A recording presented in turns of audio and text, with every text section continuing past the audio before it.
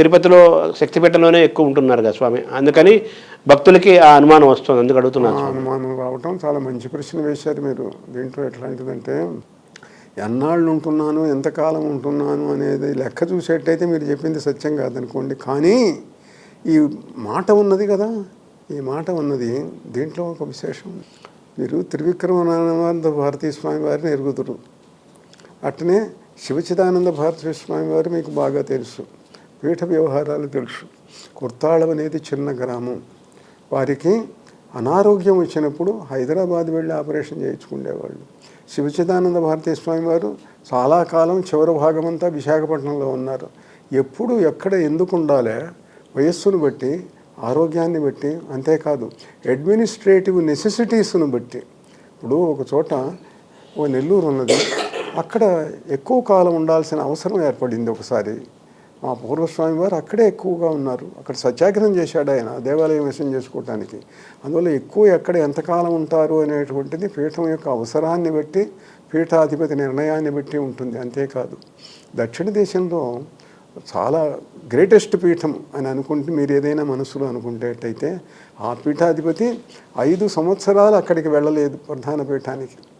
సంవత్సరం 2 సంవత్సరాలు ఇటీవల పీఠాధిపతులు వెళ్ళని సందర్భాలు ఎన్నో ఉన్నాయి. అందువల్ల ఏ అవసరం ఉన్నది అనేది పీఠాధిపతి, పీఠం యొక్క వ్యవస్థలో ఉండేటువంటి వాళ్ళు, భక్తులు నిర్ణయిస్తారు. స్వామి మీరు ఇక్కడ వచ్చి ఇక్కడ ఈ పని నెరవేర్చాలా అని అంటే అక్కడ ఎక్కువ కాలం ఉండాల్సి రావచ్చు. అది ఆరోగ్యం కోసం కావచ్చు, మరొక దానికోసం కావచ్చు, మరొక దానికోసం కావచ్చు. అందువల్ల ఎవరు ఎక్కడ ఎక్కువ ఉంటారు అనేటువంటిది అది ఏ నిర్ణయము కాదు. ఇప్పుడు మీరు అడిగిన ప్రశ్న, విశాఖపట్నంలో ఒకసారి ఒక కోర్టు కేసు నడిచింది హైకోర్టులో. స్వామివారు ఇక్కడ ఉండటం లేదు, ఈ విశాఖపట్నం లలితాపీఠానికి ఆయన పీఠాధిపతి ఉండి ఇక్కడ ఉండటం లేదు. సంవత్సరంలో 2 సార్లు 3 సార్లు వస్తారు, ఒక 10 రోజులు 15 రోజులు ఉంటున్నారు, కనుక ఆయన పీఠాధిపతిగా ఉండటానికి వీలు లేదు అని హైకోర్టులో రిట్ పిటిషన్ వేశారు. పబ్లిక్ ఇంట్రెస్ట్ లిటిగేషన్ వేస్తే చీఫ్ జస్టిస్, అప్పుడు ఉన్న చీఫ్ జస్టిస్ ఒక ఆయన ఎవరైతే ఏమనుకోండి, ఆయన తీర్పు ఇచ్చాడు. పీఠాధిపతి ఎక్కడ ఎన్నాళ్ళు ఉండాలనేటువంటిది పీఠాధిపతి నిర్ణయించుకుంటాడు, ఇతరులకు ఆ హక్కు లేదు, ఆయన నిర్ణయమే శిరోధార్యం. అందువల్ల మీరు అడిగినటువంటి ప్రశ్న, మీరు అడిగిన కోరిక అసంగతం. I'm dismissing your writ petition అన్నాడు ఆయన. అంటే అది కరెక్ట్ స్వామి. అయితే శక్తిపీఠం వచ్చేసరికి శక్తిపీఠంకి కుర్తాలపీఠంకి ఎటువంటి సంబంధం లేదన్నారు కదా, అందుకని భక్తులు వేసే ప్రశ్నకి మనం ఇవ్వాల్సిన సమాధానం అడుగుతున్నాం. సంబంధం లేని చోట ఉండకూడదని ఎక్కడుంది? ఇప్పుడు సంబంధం లేని చోట్ల నేను కాశీలో మన ఆశ్రమ భవనం ఏర్పడకముందు ఎన్నోసార్లు వెళ్ళాను, నెలల తరబడి ఉన్నాను. బృందావనం వెళ్ళాను, నెలల తరబడి ఉన్నాను. ప్రతి సంవత్సరం వెళ్తాను. ఎందుకు వెళ్తున్నారు, అక్కడ మీ ఆశ్రమం లేదు కదా అంటే వెళ్ళాలని అనిపించింది, వెళ్తున్నాను. నా అవసరం నాది, నా భక్తి నాది, ఇవన్నీ ఉంటాయి, అనేక కారణాలు ఉంటాయి. అందువల్ల కారణాలు ఏమిటి అన్నది కాదు, ఎక్కడ ఎంతకాలం ఉంటారనేటువంటిది అసలు ప్రశ్నే కాదు. అసలు మన పీఠం ఆస్తులు అవన్నీ ఇప్పుడు పరిరక్షణలో ఉన్నాయి స్వామి. ఒంగోలు ఆ మధ్య వివాదం వచ్చింది కదా, ఇప్పుడు ఎలా ఉన్నాయి ఆస్తులు, పీఠం ఆస్తులు? ఇప్పుడు చెప్పాను కదా, ఒంగోలు ఉంది, అదొక సపరేట్ ట్రస్ట్. అనేక ట్రస్టులలో అనేక ట్రబుల్స్ రావచ్చు, మంచి ఉండొచ్చు, చెడు ఉండొచ్చు, కోర్టులు ఉండొచ్చు, వివాదాలు ఉండొచ్చు. ప్రతి సంస్థలోనూ కూడా ఎక్కడ ధనము, ఎక్కడ అధికారం ఉన్నదో అక్కడలా వివాదాలు ఉంటుంటాయి. అనేక దేవాలయాలు, ఇప్పుడు విశాఖపట్నం దేవాలయం, ఒంగోలు దేవాలయం, మరొకటి ఇవన్నీ ఉంటాయి. ఇతరులు ఏదైనా ఇబ్బందులు పెట్టినప్పుడు కోర్టులకు వాళ్ళు వెళ్ళటమో మనం వెళ్ళటమో జరుగుతూ ఉంటుంది. అవన్నీ కూడా చట్ట ప్రకారం జరుగుతూ ఉంటాయి కాలక్రమాన. అందువల్ల అది ఏమిటి అనేటువంటిది సంబంధం ఏం లేదు దానికి. అది ఆ ట్రస్ట్ చూసుకుంటుంది. ఆ ట్రస్ట్కు నేను అధిపతిని కావచ్చు, కానీ దానికి ఒక కాన్స్టిట్యూషన్ ఉందిగా, దాని ప్రకారం అది రూల్స్ జరుగుతూ ఉంటుంది. అది ఇప్పుడు కుర్తాలపీఠం ఇదిలోనే ఉందే స్వామి, కంట్రోల్లోనే ఉంది కదా. ఒంగోలు దేవాలయం కూడా, ఒంగోలు దేవాలయం కుర్తాళపీఠం దేనని కోర్టు వారు స్టేజ్ ఆర్డర్స్ ఇచ్చారు. అయితే ఇంకా మిగతా ప్రక్రియలు కొన్ని ఉన్నాయి, జరుగుతున్నాయి. ఈ ప్రత్యంగిర అమ్మవారు మీ ద్వారా ఎక్కువ మందికి ఈ తరం వాళ్ళకి ఎక్కువ ప్రత్యంగిర అమ్మవారు ఎక్కువ మంది పరిచయం అయింది మీ ద్వారా. అలాగే కాలభైరవుడు మీ ద్వారా ఎక్కువ మందికి పరిచయం అయింది.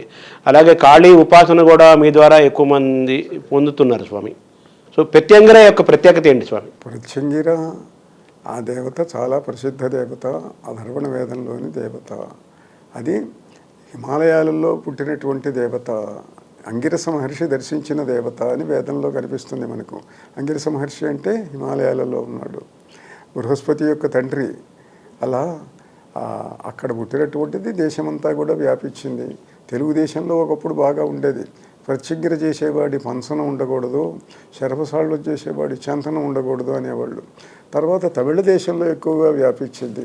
ఆ వ్యాపించటం వల్ల మా పూర్వస్వామి కుర్తాళంలో భూగర్భంలో ఆయన పాతాళ ప్రత్యంగరను స్థాపించాడు.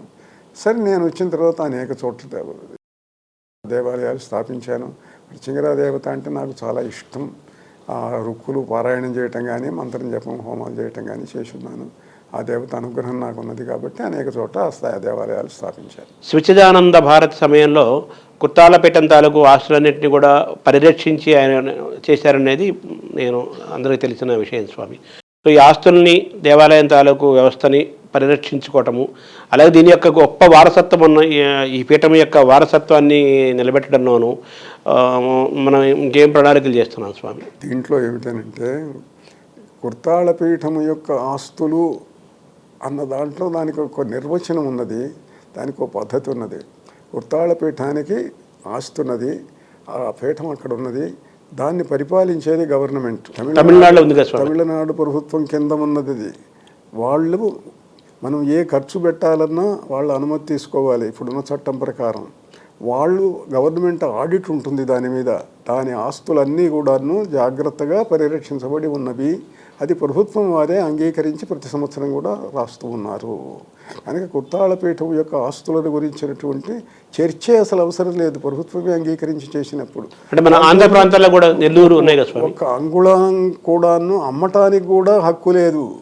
ప్రభుత్వ అనుమతి లేకుండా పీఠాల ఆస్తులను కన్యాక్రాంతం చేయడానికి వీల్లేదు. కనుక కుర్తాళపీఠం యొక్క ఆస్తులన్నీ ఉన్నాయి.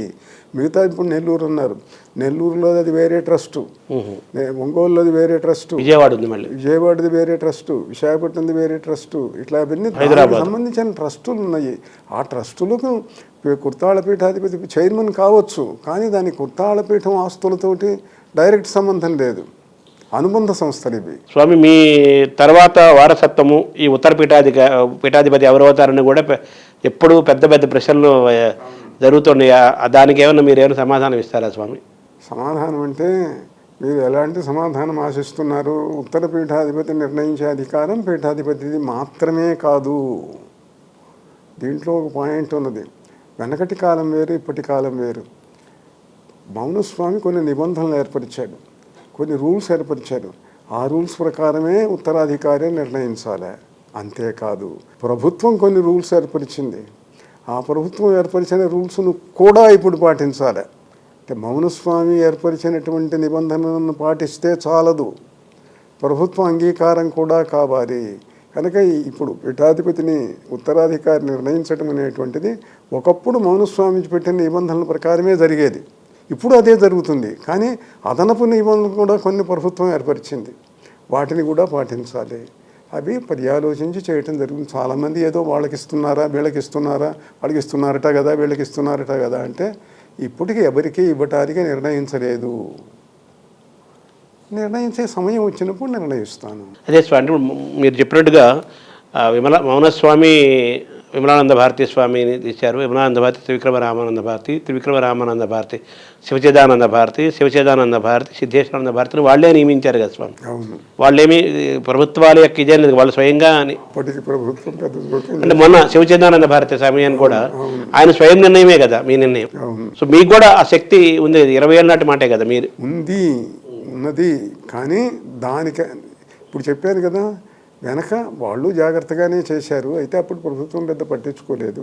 నాకు ఇచ్చిన సమయం వాళ్ళ రూల్స్కు, మౌనస్వామి రూల్స్కు సరిపోయింది కాబట్టి ప్రభుత్వం అంగీకరించింది. సో ఇప్పుడు కుర్తాళపీఠం సంపూర్ణంగా మీ ఇదిలోనే ఉంది, మీ పైన కానీ అటువంటి ఎవరి పెత్తనము ప్రభావము ఏమీ లేదని. కానీ ఆ రూల్స్ పాటించాలి. అదే ఇప్పుడు ఎవరి పెత్తనము ఎవరి ప్రభావం దీనిపైన లేదు. రమ్య యోగిని లేకపోతే మన యుఎస్ఏ శిశుభూషణ్ వీళ్ళంతా నడుపుతున్నారు అనేది ఒక పెద్ద ప్రచారం చాలా ఉంది. అది మళ్ళీ ఇంకోసారి మళ్ళీ అడుగుతున్నాను స్వామి చివరిగా. మీరు పేర్లు కూడా ప్రస్తావించారు కాబట్టి అదే దానికి సమాధానం చెబుతాను. అదే ఇప్పుడున్నటువంటి నిబంధనల ప్రకారం ఇప్పుడు వాళ్ళకి యోగ్యత ఉండొచ్చు, కానీ మౌనస్వామి ఏర్పరిచిన నిబంధనల ప్రకారం, తర్వాత ప్రభుత్వం ఏర్పరిచిన నిబంధనల ప్రకారం వీళ్ళిద్దరికీ ఇవ్వటానికి వీల్లేదు, ఇవ్వలేను. ఇష్టమున్నా ఇవ్వలేను, వాళ్ళకి యోగ్యత ఉన్నా ఇవ్వలేను, యోగ్యత ఉన్న వాళ్ళు చాలామందికి ఇవ్వలేను. కనుక ఇవ్వటానికి వీలు లేదు ఇప్పుడున్నటువంటి నిబంధనల ప్రకారం, ముఖ్యంగా ప్రభుత్వ నిబంధనల ప్రకారం వీలు లేదు కనుక ఆ ఇద్దరి ప్రశ్న ప్రస్తుతం ఉదయించదు. సరే, భవిష్యత్తులో భారతదేశం ఏ విధంగా ఉంటుంది? మన ఒక గొప్ప వైభవం, గొప్ప చరిత్ర కలిగిన భారతదేశం, ఇప్పుడు మనం ఆర్థికంగా 5వ స్థానంలో భారతదేశం ఉంది.